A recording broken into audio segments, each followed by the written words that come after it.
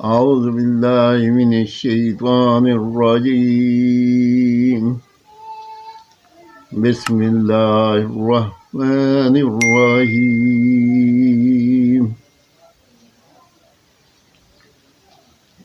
کنز الایمان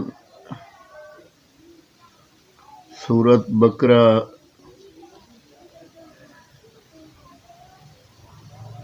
کی تفسیر جو کنز الایمان میں لکھی ہوئی ہے، صفحہ نمبر 3 سے پڑھ رہا ہوں۔ اللہ پاک مجھے اور آپ لوگوں کو عمل کرنے کی توفیق دے، آمین ثم آمین۔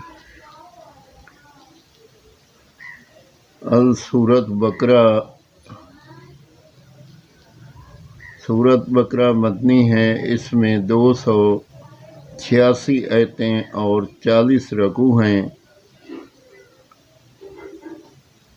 بسم اللہ الرحمن الرحیم، اللہ کے نام سے شروع جو بہت مہربان رحمت والا۔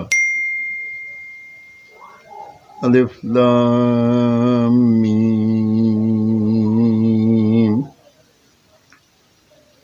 ذالک الکتاب لا ریب فیہ ھدی للمتقین۔ وہ بلند رتبہ کتاب قرآن، کوئی شک کی جگہ نہیں، اس میں ہدایت ہے ڈر والوں کو۔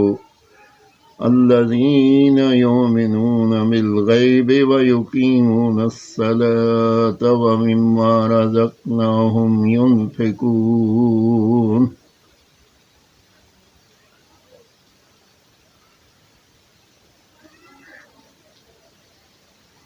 وہ جو بے دیکھے ایمان لائیں اور نماز قائم رکھیں اور ہماری دی ہوئی روزی میں سے ہماری راہ میں اٹھائیں۔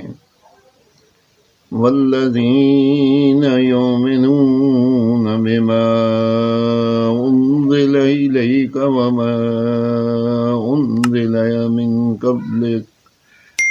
من قبلک وبالآخرۃ هم یوقنون۔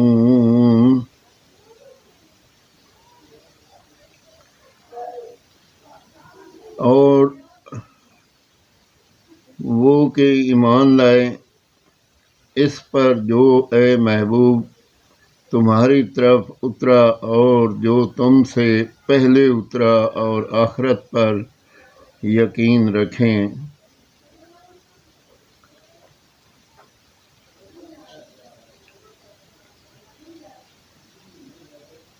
تفسیر: اسی لیے نماز میں جہر کے ساتھ نہ پڑھی جائے۔ بخاری و مسلم میں مروی ہے کہ حضور اقدس صلی اللہ تعالی علیہ وسلم اور حضرت صدیق و فاروق رضی اللہ تعالی عنہ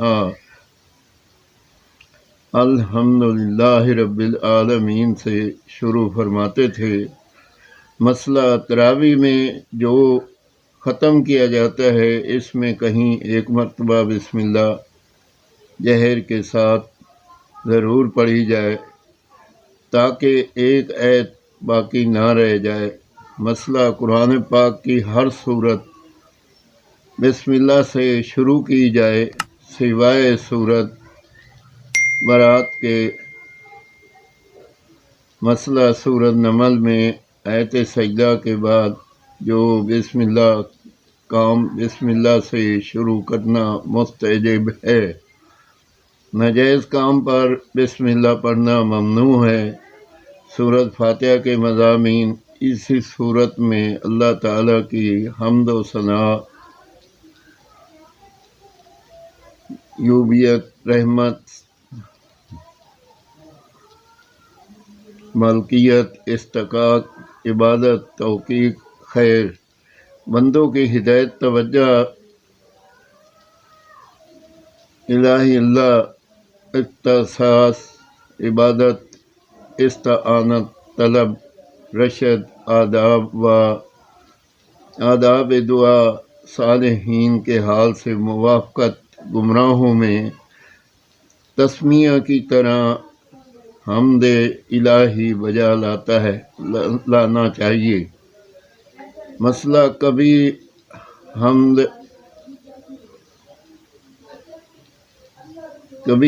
واجب ہوتی ہے جیسے خطبہ جمعہ میں، کبھی مستحب جیسے خطبہ نکاح و دعا۔ ہر امر ذی شان میں اور ہر کھانے پینے کے بعد، کبھی سنت موقدہ جیسے چھینک آنے کے بعد۔ تحتوی رب العالمین میں تمام کائنات کے حادث ممکن محتاج ہونے اور اللہ تعالیٰ کے واجب قدیم ازلی ابدی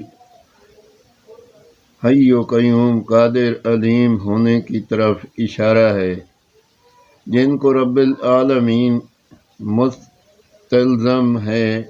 دو لفظوں میں علم الحیات کے اہم مباحث طے ہو گئے۔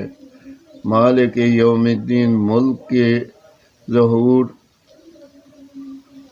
تام کا بیان، اور یہ دلیل ہے کہ اللہ تعالیٰ کے سوا کوئی مستحق عبادت نہیں، کیونکہ سب اس کے مملوک ہیں اور مملوک مستحق عبادت نہیں ہو سکتا۔ اسی سے معلوم ہوا کہ دنیا دارالعمل ہے اور اس کے لیے ایک آخر ہے، جہاں کے سلسلہ کو ازلی و قدیم کہنا باطل ہے۔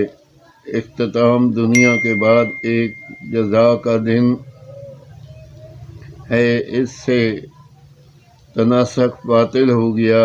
ایاک نعبد، ذکر ذات و صفات کے بعد یہ فرمانا اشارہ کرتا ہے کہ اعتقاد عمل پر مقدم ہے اور عبادت کی مقبولیت عقیدے کی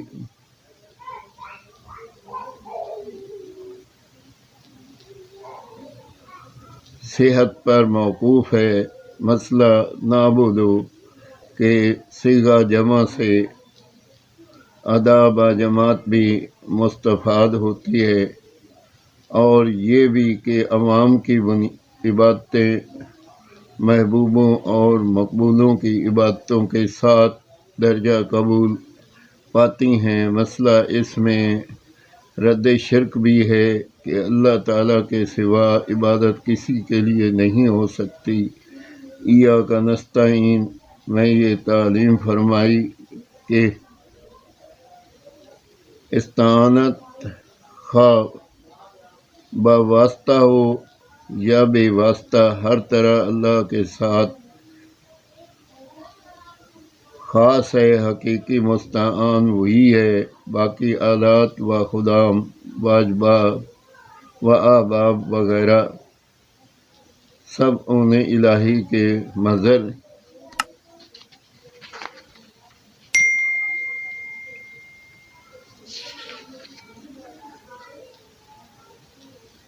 کنز الایمان صفحہ نمبر 3، سورۃ بقرہ کی تھوڑی سی حدیث پاک اور تفسیر پڑھی، تفسیر قرآن پاک پڑھی۔ بقیہ صفحہ نمبر 1092 پر اللہ پاک ہماری پڑھی ہوئی قبول اور منظور کرے اور ہمیں عمل کرنے کی توفیق دے، آمین ثم آمین۔